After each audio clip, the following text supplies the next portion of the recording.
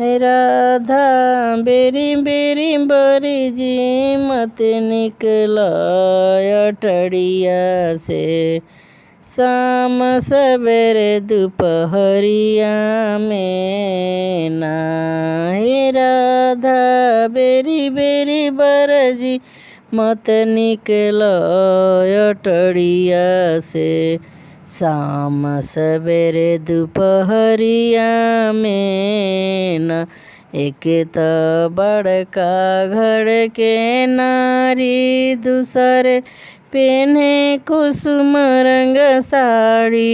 एक तो बड़का घर के नारी, दूसरे पेन्हे कुसुम रंग साड़ी। तीसरे आग लगाऊ ब्रिज भानी के पगरिया में, शाम सवेरे दोपहरिया में ना।